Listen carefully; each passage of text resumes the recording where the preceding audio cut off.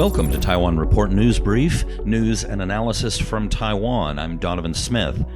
Up today on the show, we've got more virus measure updates. The CECC shoots down calls to launch a crackdown on undocumented caregivers. Wen-je turns 18. And more on the KMT chair race that's heating up now. Kicking off, in the Taipei Times, new traffic rules target drunk drivers. People who have their driver's license revoked after 3 drunk driving convictions must now undergo a 3-month program for alcohol addiction. Drunk drivers whose licenses have been suspended and need to retake the driver's exam will now have to attend a 15-hour 2,800 NT course on drunk driving, for which they must pay for themselves. People retaking the driver's exam whose previous license was revoked due to a drunk driving charge must now have an ignition interlock device installed in their vehicle for 1 year and register themselves with their local motor vehicles office. They must also visit the manufacturer of the device each month for its data to be downloaded. The device administers a breath alcohol test before allowing the vehicle's engine to start, and a second test 5 minutes later. Every 45 to 60 minutes, the driver is prompted and given 15 minutes to pull over and undergo another test. Failure to comply would result in the engine shutting off and the steering wheel locking, which can only be remedied by towing the vehicle to the device's manufacturer. So it seems they're definitely cracking down. In the Taipei Times, again, virus outbreak, railways announce protective steps.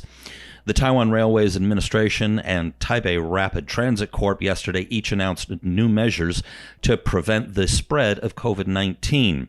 Mass gatherings and sitting on the ground are banned in the hall at Taipei Main Station.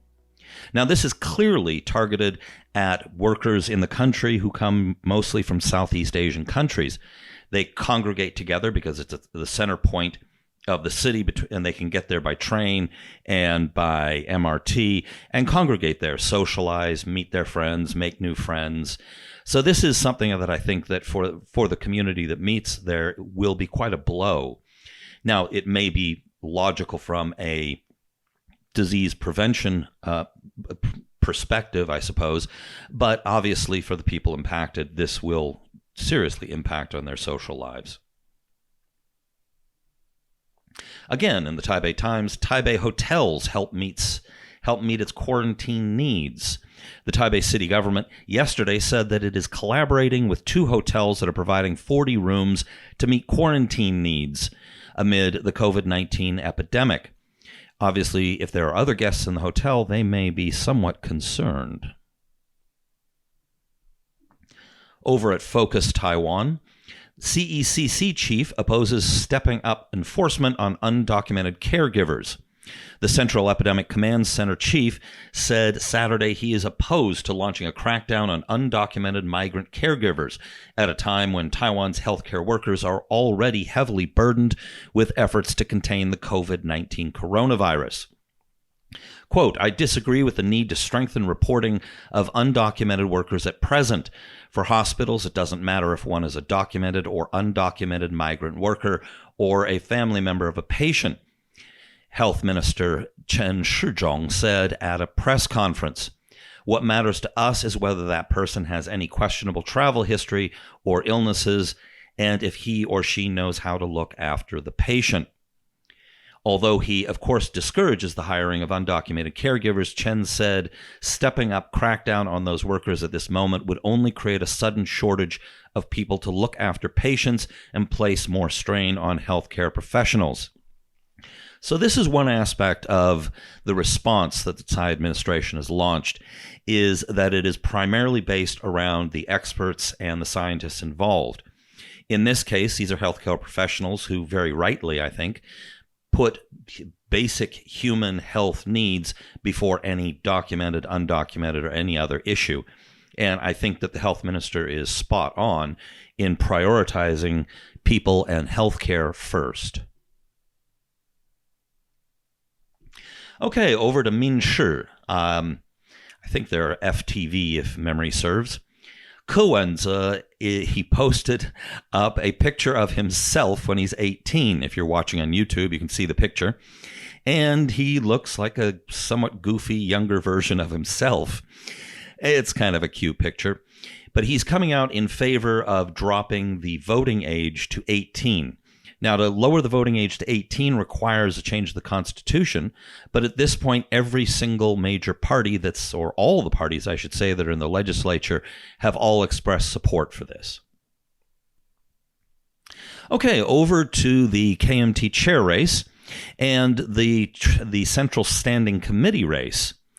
Now, there's 44 people vying for 29 seats on the committee. However, of these people, there's 3, which is labor, indigenous, and special needs, which it looks like they already have the candidates sorted out for. So really what's left over is 44 people vying for 29 seats. Now, the KMT sets aside a number of seats for a variety of different issues. Aside from the ones that I just mentioned, there's 8 for women. For young people, which they specify as 40 and under, they've got 2. They've also got for agriculture and labor. So they set aside these so that they have representation from various different aspects of society. Now, in the race itself, moving over to the China Times, according to unnamed sources quoted in the China Times, vote buying is taking place, and also taking people out to banquets, feeding them, and so on and so forth to attempt to sway the vote. Now, apparently, the votes right now are being bought, according to their unnamed sources, for 2,000 NT a vote. Now, what's very interesting here is that in this article, there's nothing very specific here about who's buying on whose behalf. Is there more vote buying on behalf of Hao Longbin or on Johnny Chang? It's not clear from the article, and it could be that they're doing it at roughly equal measures. We don't know. Now, there was another article which disappeared, but it was a UDN piece, which was interesting, and the link no longer works. But it did say 2 things. One is that the number of disqualified members has now reached 2,000. And another quote that I found very interesting is that according to this UDN report, they said that this particular KMT chair race is the hardest to predict, or the hardest for the press to know what's going to happen. So this suggests that there's a lot of speculation on both sides as to who might win. And I find that very interesting because, as I've mentioned before, who the party picks says a lot about where the state of the party is at. Hao Longbin very much looks like the KMT membership. He's an old line mainlander, and he comes from a military family, and he's the son of Hao Po-chun, former premier and head of the military. So he's an old school princeling. He very much resembles the makeup of the party. He's older, he's in his late 60s, and under normal circumstances, he would definitely be the odds-on favorite to win.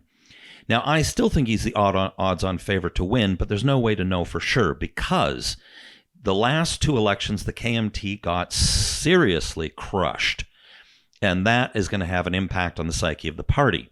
If they want to move the party forward, they'll probably go with Johnny Chang, or Jiang Jicun, who's a KMT Paul from Taichung. He's associated with the Red faction, and he's a local Taiwanese boy. And he's also 47 years old. So if they go for him, that suggests that the party is willing to take a chance, and they have really taken the lessons of the last 2 defeats to heart. If they go for Hao, that suggests that they haven't. All right, one last thing I'd like to add. What's interesting about this KMT chair race is, so far, I haven't, and correct me if I'm wrong if you've seen something that I haven't, but I have not been seeing much in the way of high-level KMT figure endorsements of the candidates. Now, to be fair, there have been some. Jason Hu, the former mayor of Taichung, came out and joined Hao Longbin when he registered his candidacy, which was a bit of a blow to fellow Taichunger Johnny Chang. The Yen family in Taichung, which is very powerful in black faction, they've come out and supported Johnny Chang. But overall, I haven't seen any major endorsements out of people like Wen-je, Hou Youyi, Liu Xiuyan. These people, they haven't been coming out and giving any endorsements that I've been aware of. Now, that may change in the next few days, and it's definitely something to keep an eye on. Now, I have a little bit of a theory on this, and it may be because this is a by-election. Or it could be that they just simply don't want to get involved because they don't know who's going to win, and so they're keeping their powder dry so they can work with whoever the next chair is. I really don't know, but it is definitely something to watch in the next few days. The election's on March 7th, so we'll see by then if anyone comes out with big endorsements. All right, that's it for today's show. Remember to check out all the English articles that we use today on report.tw. We post an update there every day, so there's always something new to check out. And of course, be sure to subscribe to us on YouTube if that's where you're watching, or subscribe to us on the podcast if that's what you're listening to. Remember to stick with us. Come back tomorrow. There's a whole lot going on. News is always flowing, so see you tomorrow.